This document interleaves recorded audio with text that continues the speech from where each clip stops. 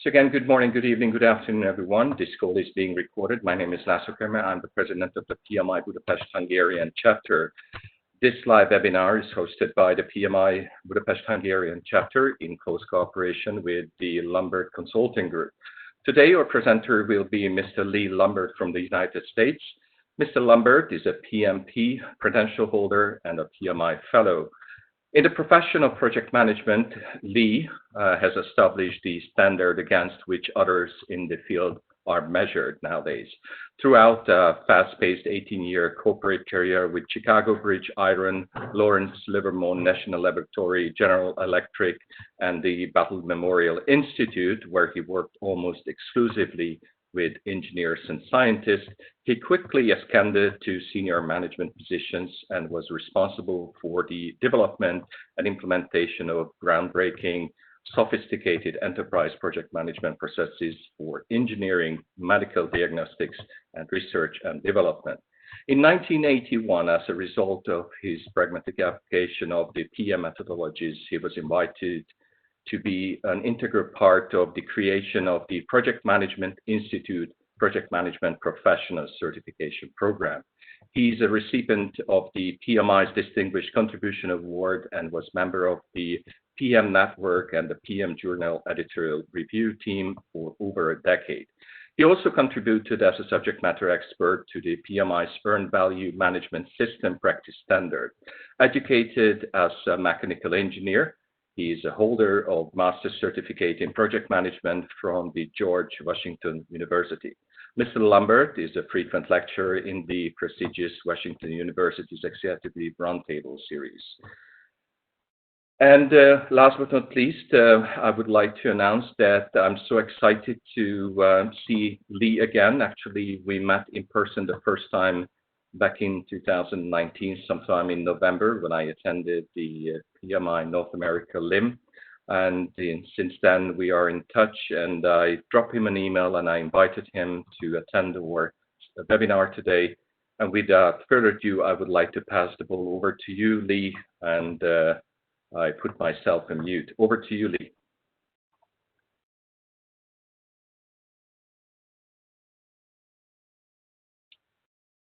Lee, just a second, Lee. We can't hear you, so please unmute your line. Please unmute your line. You are on mute now. Okay, speak up now.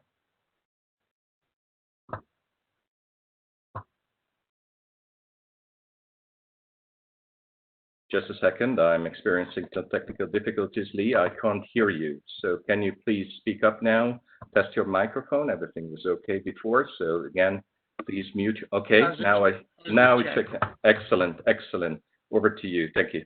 All right, thank you. Sorry for that little technical problem.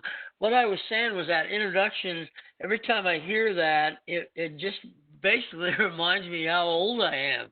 I've been doing this for about 54 years now, and I still get excited about the potential of project management. So when I was approached by László to present this webinar to your Budapest area chapters, I was so excited to do that. I've been watching the progress of that chapter via the LinkedIn and the PMI connections, and so I can see there's something there. There's some excitement there. There's some enthusiasm for project management. So I'm really, really happy to be joining you today. I appreciate it so much for that opportunity.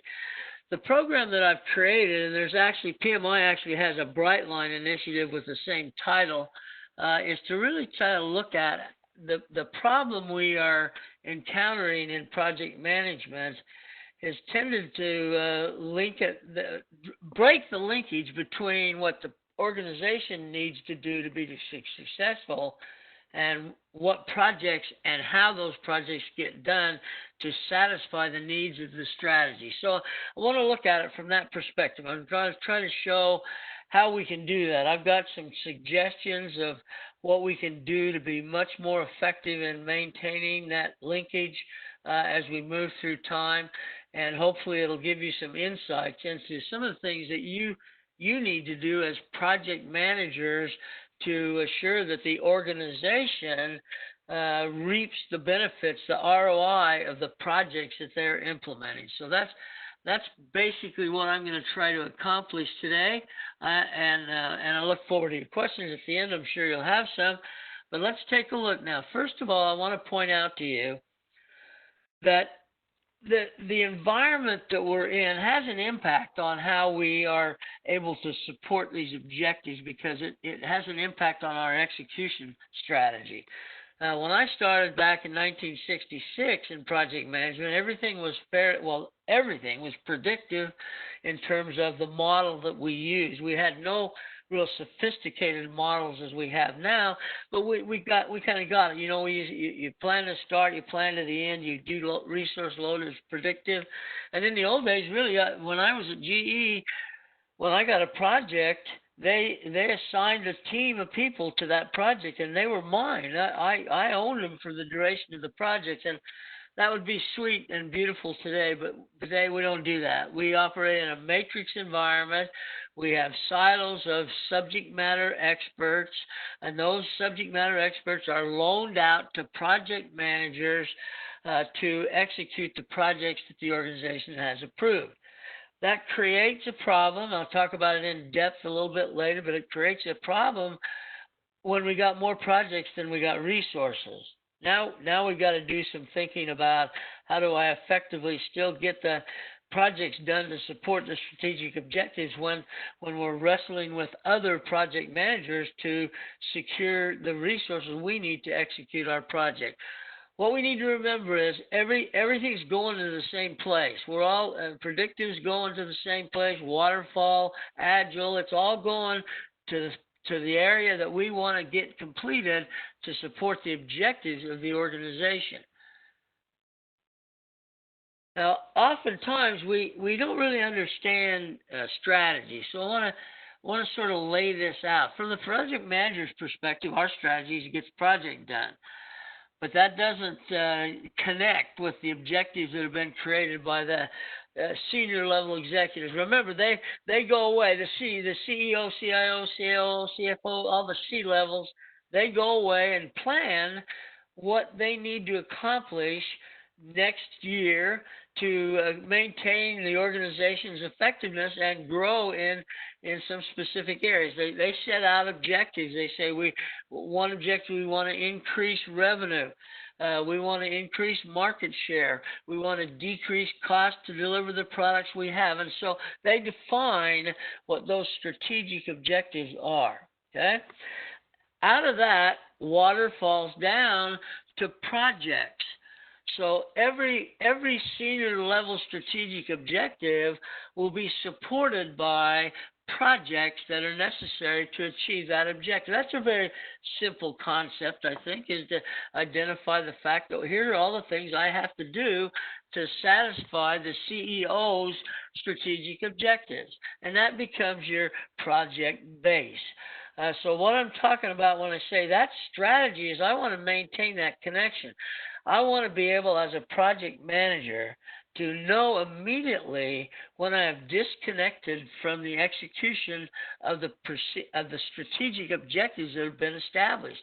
So I want to make sure that I am looking at it from that perspective. I want to make sure that I'm staying connected. I'll give you a simple little example.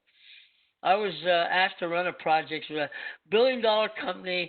Their project had been hammered in the market by a competitor. They wanted to turn around. They wanted to turn around fast. So they hired me to come in and manage this effort to create a new product. Now, I'll give you simplicity. It's a medical diagnostics product, chemistry-driven, blood glucose interaction to determine the levels of blood glucose in diabetics. And this is for home use. So you take it home with you and check your blood level so you know what to do relative to medication.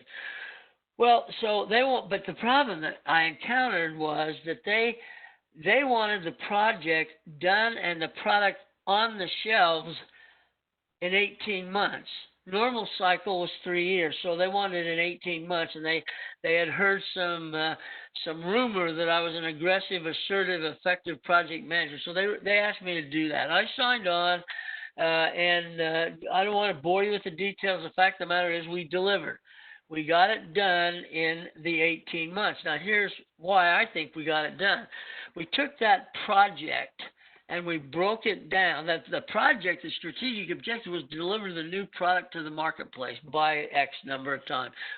Fortunately, we had no money limitations because this was a save the company project. But we looked at that and said, here, that's the strategic objective, get the project done. So then we had to look at, well, what does this mean? Well, here's what happened. When I say waterfall project management, here's a program that basically says deliver a new blood glucose monitoring system. And by the way, that system's still in the market. I use it today. I'm diabetic, and I still use the project that we developed. So we look at that and we say, well, what do we need for that strategic objective to be accomplished? Well, first of all, I need a project that's based on the creation and production of an electronic meter to read the blood levels.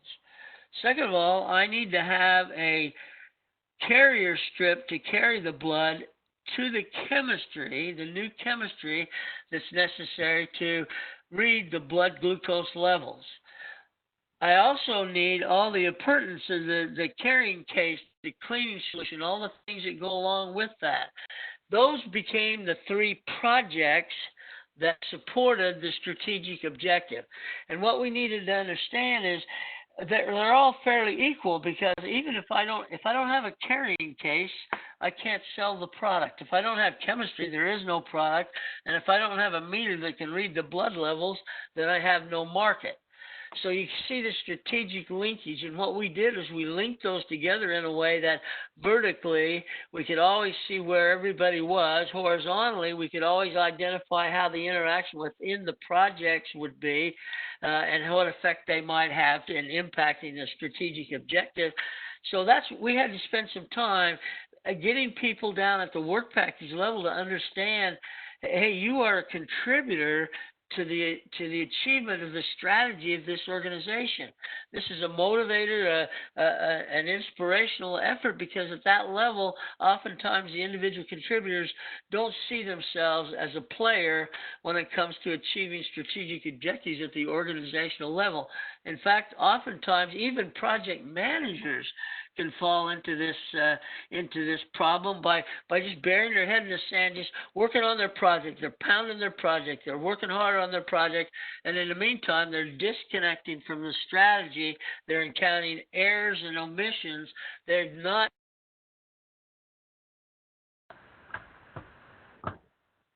made the conversion from the old to the new, meaning that strategic linkage is so important.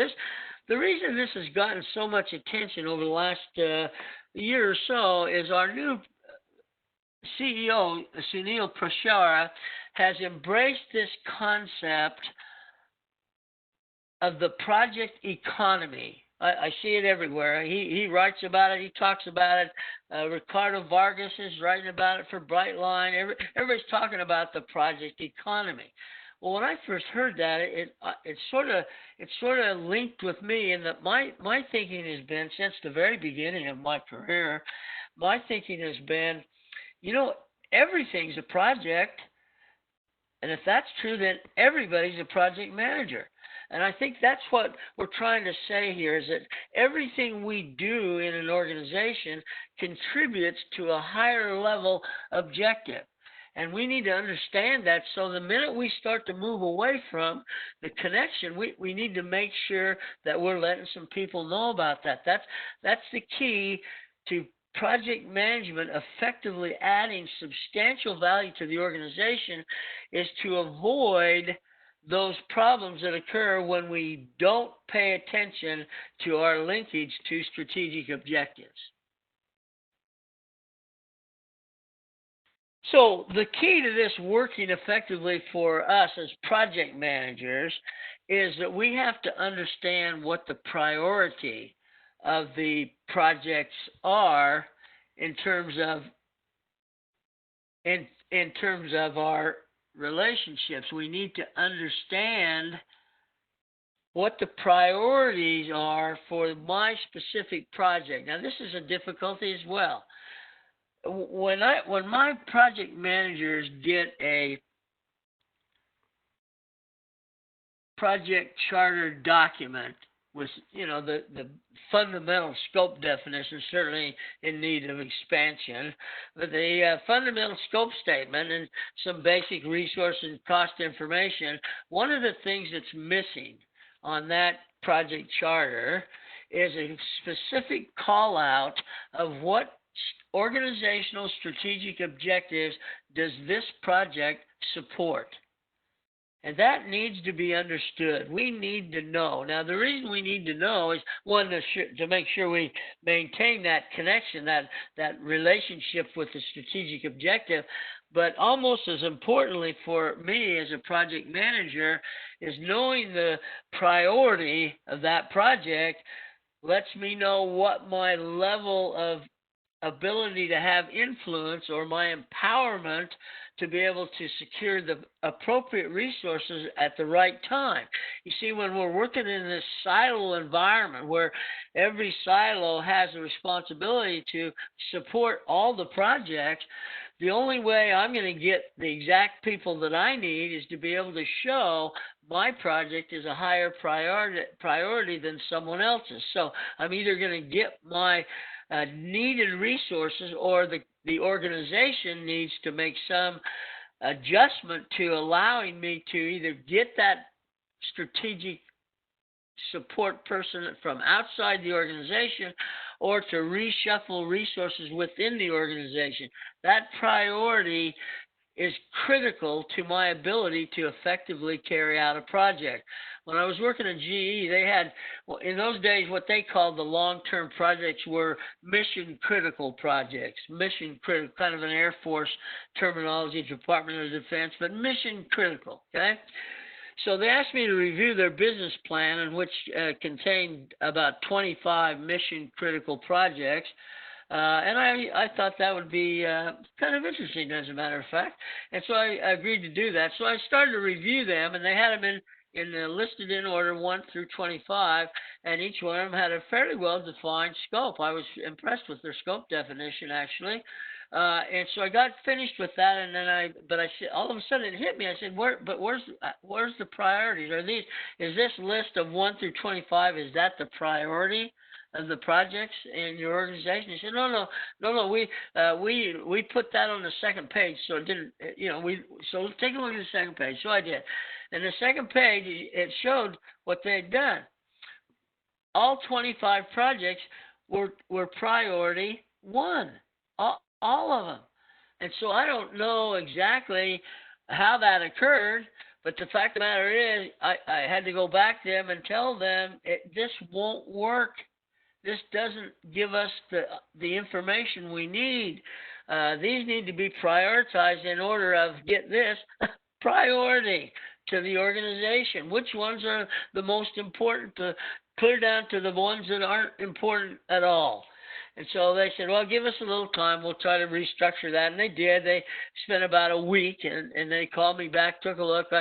I looked at the document, and I could tell right away that the order had changed. So that was encouraging. I thought, well, they've definitely put some priority thought into this, because these are not the same. It's not the same order as it was previously. I said, okay, so how about the actual priority? Is that on page 2 still? And they said, yes, it is. So we turned over. And GE always is a leader in these kinds of things, and they had really paid attention to what I said. So I looked at the first project, and I looked for the priority 1. So, okay, I'm thinking they're off to a good start. Project 2, I looked over the column, and that was priority 1A, and then 1B, and then 1C. They hadn't done much of anything in terms of prioritization. And so what you have to do, and this is where I think you have to realize you have the ability to empower yourself, because I hear a lot of project managers complain about they don't have any power. Well, get over it, because if you use the information that you own in the project, you by definition have power. So this gives you the ability to identify impacts on not only when you're assigning the people to the project, But then as the project begins to be executed and encounters challenges and let's say slips schedule, it gives you the power to get what it needs to recoup that problem because it's linked to the strategic objective. It's number one priority. In my little project over in Indiana for that $1 billion medical diagnostics, I had all the power in the world. Financially, there was nothing I could ask for that they wouldn't pay. And I negotiated that going in because I knew it was on a tight schedule, unlimited budget. Well, you have some of that, not unlimited budget, but unlimited knowledge in demonstrating to the owner of that strategic objective that the current condition of the project has resulted in the following, and then let them know. And then as soon as you let them know that, let them know what it's going to take to recap that. Now, remember, they may come to you and say, no, you can't, we're not going to be able to give you anything. You may be in a position where you have to communicate that the project's going to be late. And that has an impact on the strategic objective, but the owner of the objective owns that impact because they were not able to get you additional resources to regain control of the project in terms of schedule or resource allocation. So prioritization is very important, and it's not done very well. I think you need to be a little bit more assertive to be sure that we can know the priorities. Ask people what's the priority. Now remember, every silo in the C level, every silo of functional capability, they're going to all consider their project to be number one. And so there has to be some negotiations take place among the senior level people to establish the organizational hierarchy of prioritization. And then you can then develop your connection to that particular strategy. And they're reluctant to do that. This is their little fiefdom. This is what they're measured on in terms of success. So they want all the projects they have to be done as fast as possible, when in fact 2 of the 3 of their projects really fall far below the strategic objective priority level. So we need to know that. And if you don't, you're dealing from a disadvantage. That's the challenge that we have to deal with. So what we try to do, my view has always been that project management is really nothing more than providing the information necessary to make project management decisions. So it's a decision support process. Project management doesn't get anything done. Project management provides us the information we need to get things done by making good decisions, by making focus on those things that need to be done. But project management in and of itself, set it on a shelf and watch it. Nothing happens because it takes people to do that. So what we're trying to do in this linkage connection with strategy and tactical is that we want to create a linkage where all the projects are linked in a way that if any one of the projects encounter a problem, we can immediately determine if that impacts any of the other projects. So we're managing our project independently, I understand that. But I want to be able to know if my people, if somebody gets hit by a truck and he probably won't be coming back for a couple of weeks, I got to be able to say, okay, I can adjust that. What's the impact? Well, I also need to see what's the impact on all the other projects that are interconnected with mine. That's called a horizontal integration of all the project efforts that are going on, to be able to see cause and effect of activities within the projects based on your project. The vertical is easy. The vertical is created as a result of work breakdown structure.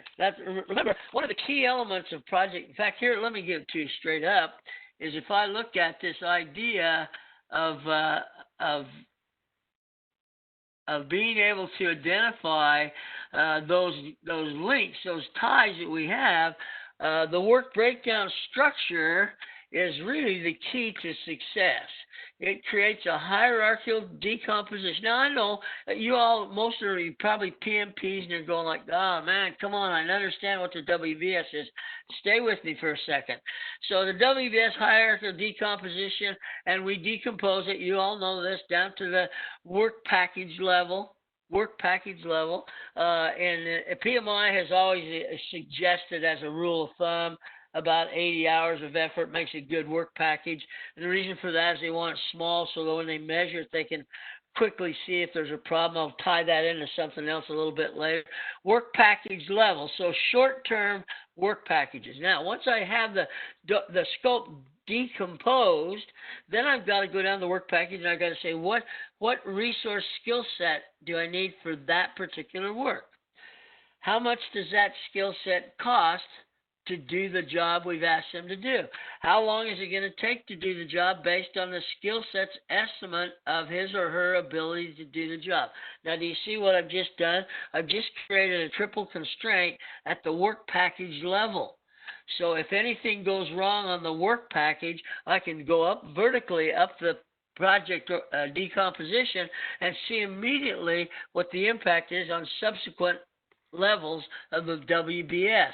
I can also look at, if I say, wait, I got a guy out with a truck, hit by a truck, going to be out 2 weeks, I've got to go, I need a mechanical engineer, so you go to the engineering resource pool, or silo, if you choose to use that term, and now you've got to get a replacement, someone to fill in, because you can't live with a 2-week slip because you happen to be tightly connected to the strategic objective.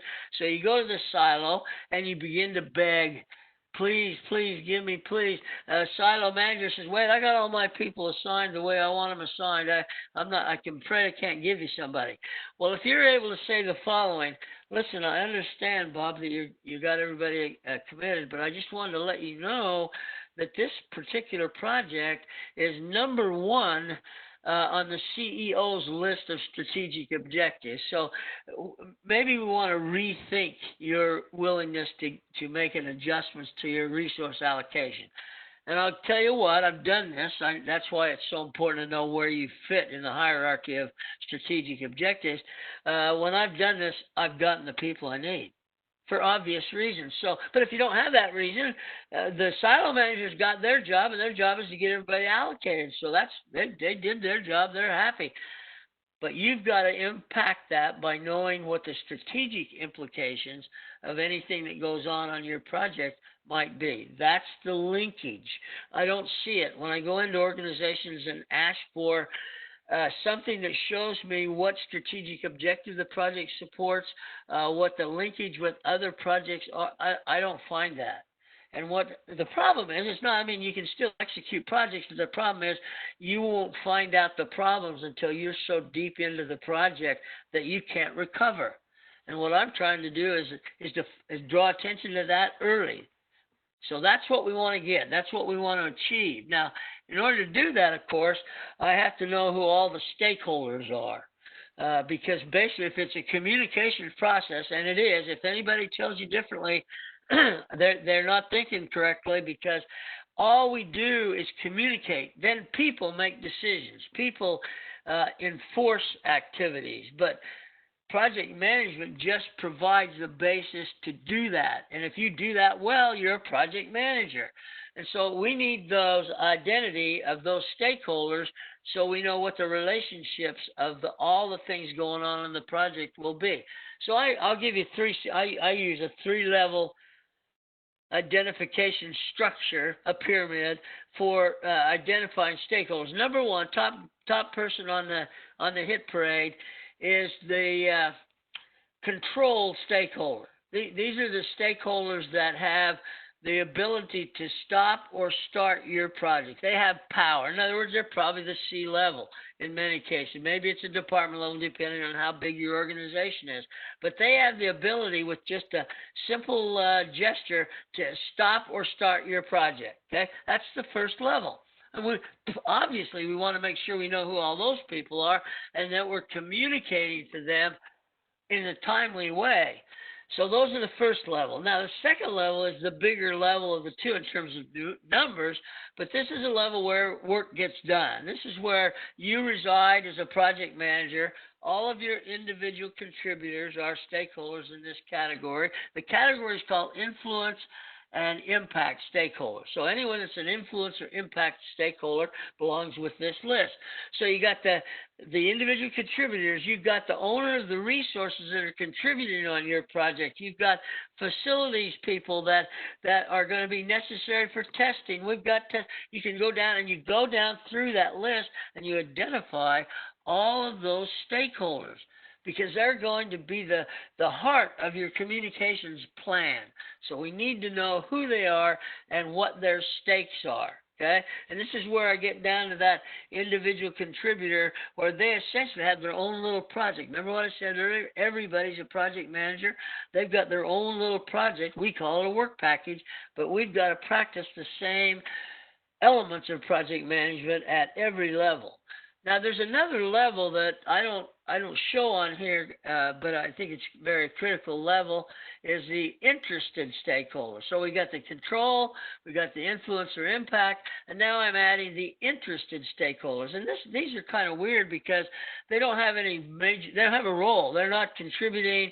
They certainly can't turn it on or off, but they're kind of interested in what you're doing. They're interested in your project. Now, the reason they're important is that may pay dividends in the future, but for them, if they're watching or listening or hearing what you're doing on your project and they've got a similar project, this is a learning curve transformation. You're transferring knowledge without doing it any other way than communicating simply with the information level stakeholder.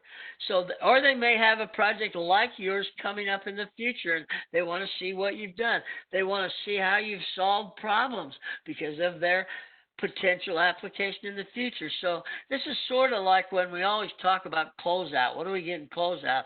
Except this is the way it ought to be done, because what's happening in this run is closeout takes place throughout the life of the project. So by the time you get to the end of the project, closeout's a piece of cake. You've already done all the things that closeout does.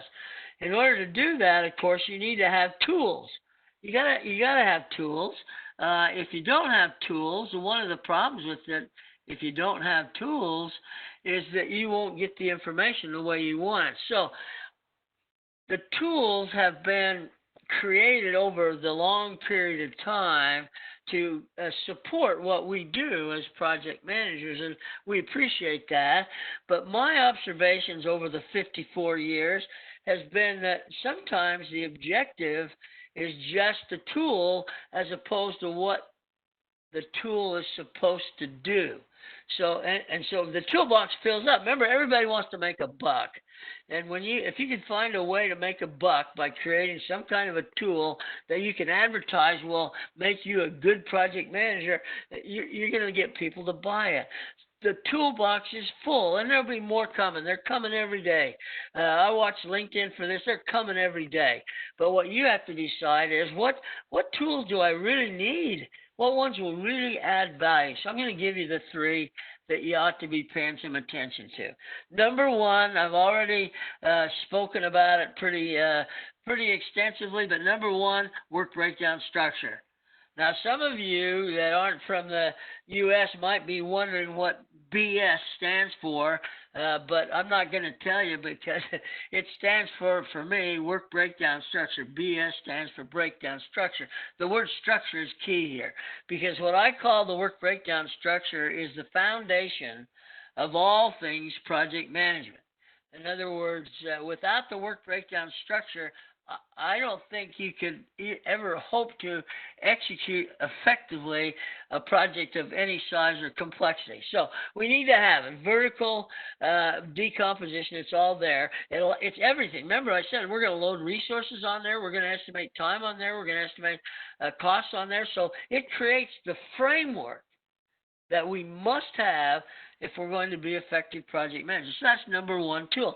Number two, which I want you to think to yourself, do I have this? Number two is a critical path schedule.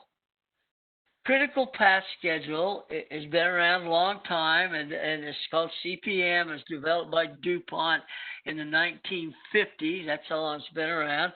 But PMI has adopted a slightly different methodology. We still get a critical path when we're done, but we've adopted the idea of using the tool called Precedent Diagram methodology. This is really just a method of determining what the relationship one activity to another is. That is making sure that the dependent relationships are identified, output to input through the life of the project. So we've applied all of the work packages. We've looked at it from an output to input responsibility. We've then put it together, hooked it all up in terms of dependent relationships, done a forward pass and a backward pass. If you don't know what those are, you probably shouldn't be here today. A forward pass and a backward pass, and out of that comes the critical path. That is identifying those work packages that must be done according to the schedule, or it will impact the project. That's a very important piece of information. But what we need to understand is there's a small number of work packages that will require that kind of focus to make sure that they're done when they said they'd be done. For example, if I had 100 work packages, only about 20 of those, maybe 25 at the most, would be on the critical path. That means 75 project work packages have float.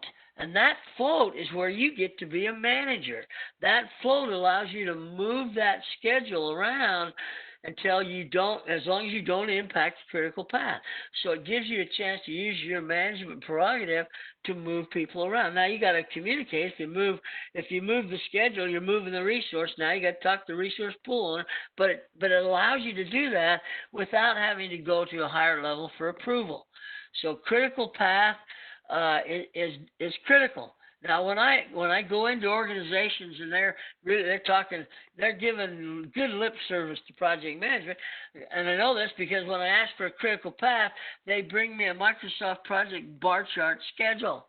That's not a critical path. Now, I can do a critical path in Microsoft Project, but that's not it.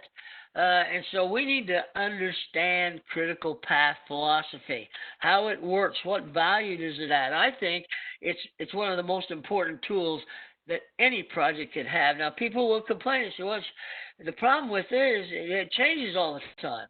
And my answer is, well, what's your alternative? You still got to know what it is you're doing. So if you don't know what changed, how are you going to know what you need to do to respond to the change? So you need a critical path schedule. Trust me here. I mean, I wouldn't give you bad advice. After 54 years, I want you all to be winners. And you got to have the tools to do that. Now, the third is not really a tool. It's a process, and it's the risk management process. Let's just pretend for a moment we've developed a very nicely done work breakdown structure. We've converted all the work packages into a really well-defined critical path schedule. I'm ready for risk management. Now I want to look at these work packages. I want to identify work packages that I am suspect that could be impacted by a risk event.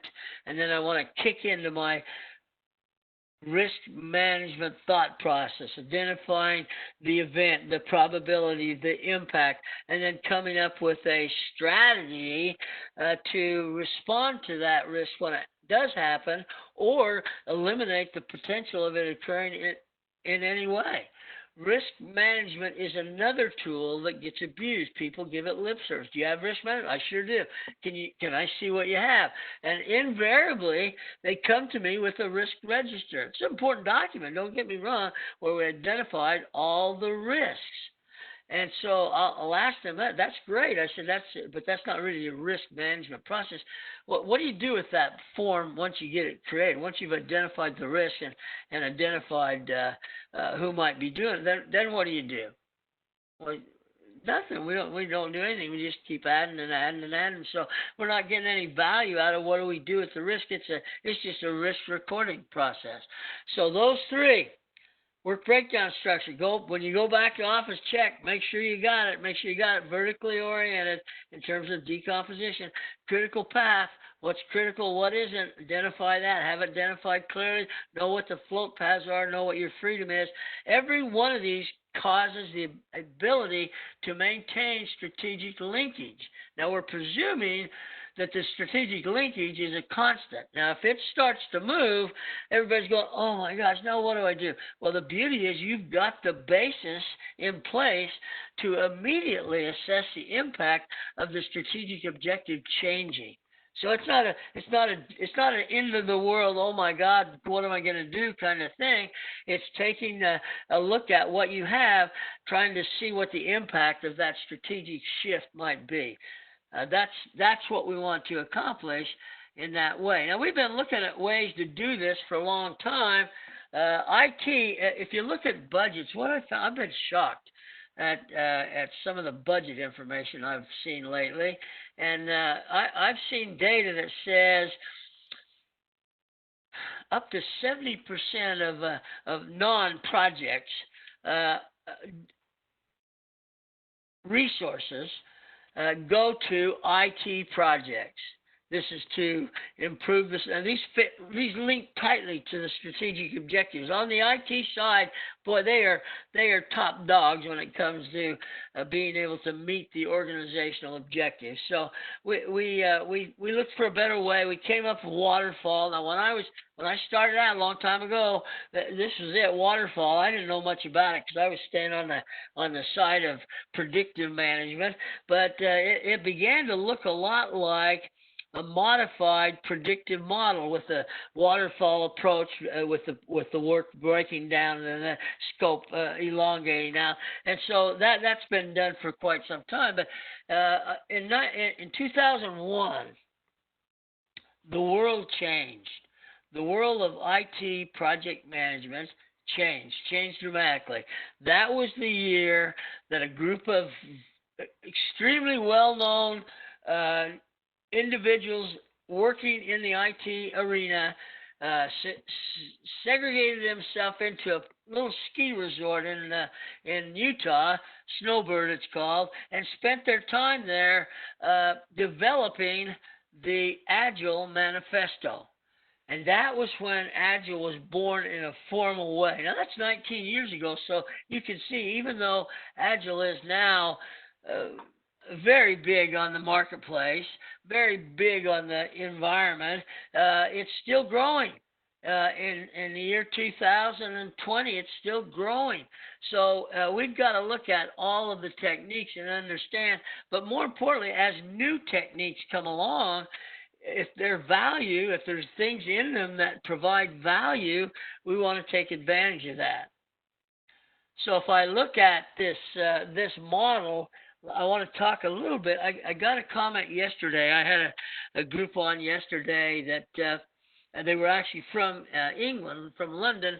They didn't exactly understand Agile very well, so I explained it in their way.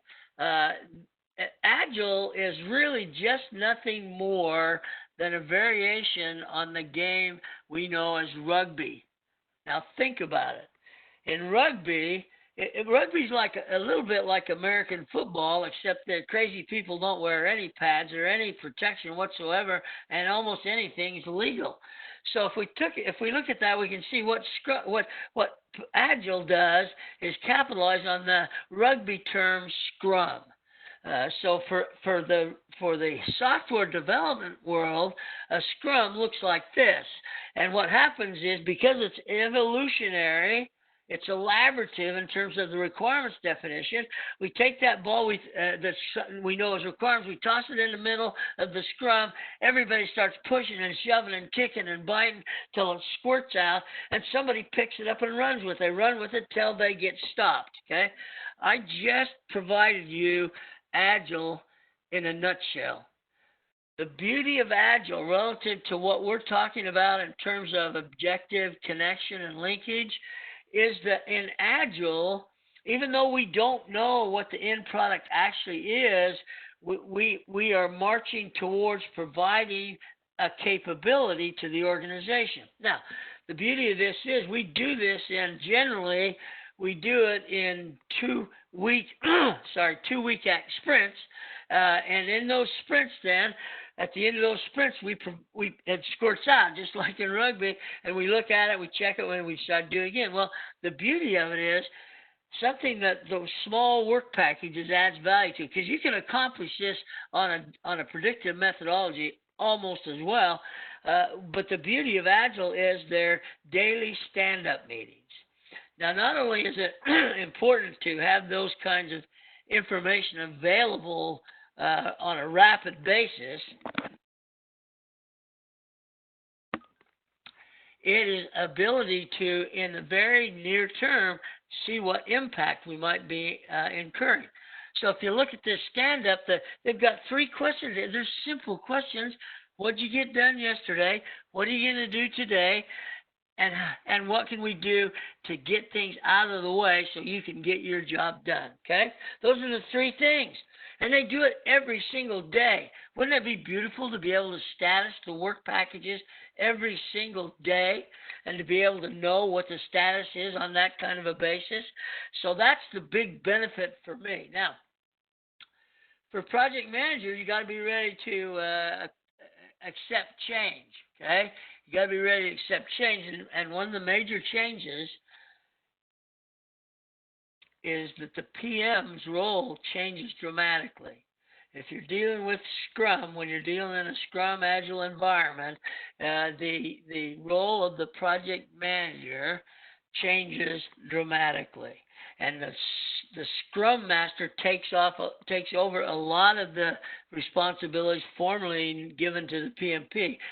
The PM still has lots to do, don't get me wrong, they're still very important players, but the role and responsibility has been modified. This has bothered some people. They see they're being phased out. It's not true at all.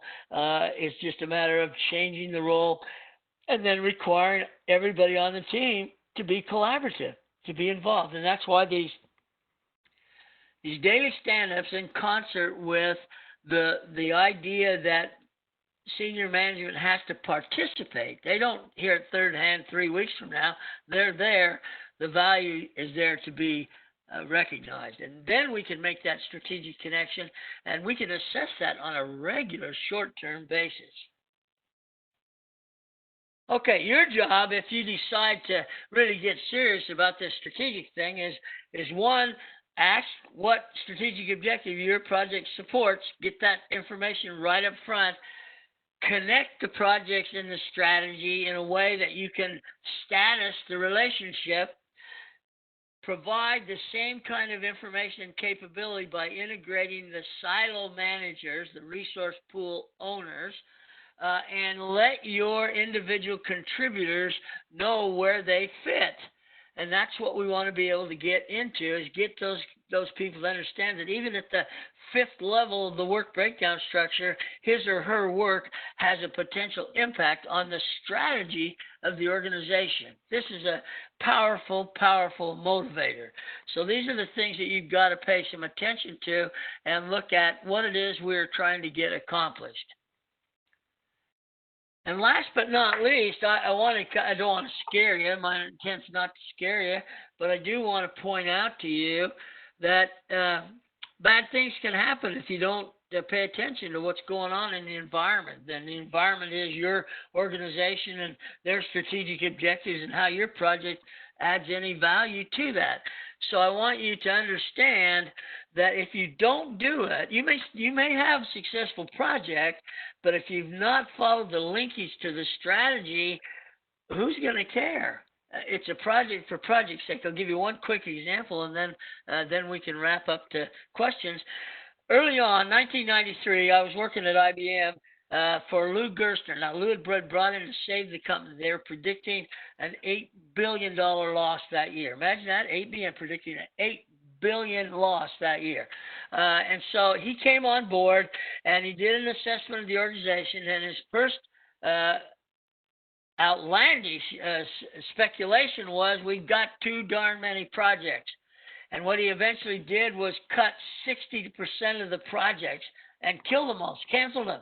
Okay, so he canceled 60% of the projects, and the second pronouncement he made was, we're going to use project management throughout the organization. It will become the thread that links the lowest level project to the highest level objective, and we will use it in a disciplined, structured way. I'm pronouncing that we are forming a project management center of excellence, by the way, which was really the first PMO, and they will oversee the process and be sure that all the people utilizing the process have what they need to be effective. Well, he turned the company around. In 3 years, they had grown so much in terms of revenue and product that he decided he's probably going to retire. He did. He retired, wrote a book, says, Who Says Elephants Can't Dance, that talks about this restructuring of IBM. So we want to be sure we understand the power of what we do. And you don't want to be one of the 60 projects that gets scuttled because they couldn't see where they added any value. If you know that, you've got position, you've got strength, you've got empowerment. Okay, for me, that's the end of a formal presentation. And I'm hoping to be able to respond to any questions you may have. Thank you very much, Lee. This is Lasse again. Can you hear me, please? I can. All right. Would you be kind enough and go to the bottom right corner of your screen? You should see the QA window, and there are a couple of questions already. Can you see the questions, please? There are 8 questions already. Okay, so the first question: how do you manage stakeholders who prioritizes everything as high? Yeah, well, I have worked with some of those people, and I got to tell you, in their mind, they really truly believe what they're saying. But I think we need to educate them to understand everything can't be priority number one, and the only way to really do that is to physically show them relationship from the strategic objective down to the work package of the project that they are working on, so that they can see what the relative importance of that work is. It's very difficult to do that and keep that in a way that they're willing to submit that their piece is only third priority or fourth priority. If they don't take that in account, and now it's up to you to sort of illustrate. Nobody I work with just does it because I say to do it. I don't want that, but I do want to be able to say, look, let me articulate to you what the real world is in terms of relationships and strategy and priority. If that doesn't take, then you've got to look at alternate ways to deal with them. Because if they're a good resource, you certainly don't want to lose the resource, but you've got to try to educate them regarding prioritizations. Thank you very much. Let me pick up another question. We still have 5 minutes to go. So the next question is the waterfall model disappearing? Yeah, I'm glad you asked it. I talked about that in another webinar because the same kind of question was asked. The answer is no. I mean, no. The answer is maybe. No, the answer is yes. I don't know, because you see, what I find, depending on the organization, I still find waterfall camps. I still find groups of people that they are working strictly on waterfall projects. Quick example, I do a lot of teaching for the LDS Church out in Salt Lake City, and they have a huge IT organization, and they still are maintaining a small waterfall camp. What I've observed when I've gone to these organizations that have waterfall camps, when I go into them to talk to some of the waterfall people, what I find is they're really, really old. In other words, they have grown up on waterfall, and they're not prepared to learn a new approach. So it's the old dog, new trick. So is it disappearing? Probably won't ever disappear, but it's certainly being used less and less as senior level executives are really putting an emphasis on Agile implementation. Thank you very much, and let me move on to the next question. So the title of your presentation is Strategic Design and Project Delivery, Bridging the Gap. So Julia is asking from Budapest, what could be the role of PMOs in all this? between brackets, in bridging the gap. So Well, PMOs. I'll tell you my opinion, and PMO people will argue with me. I've got one of the top PMO instructors in the world is a very good friend. We have this conversation often.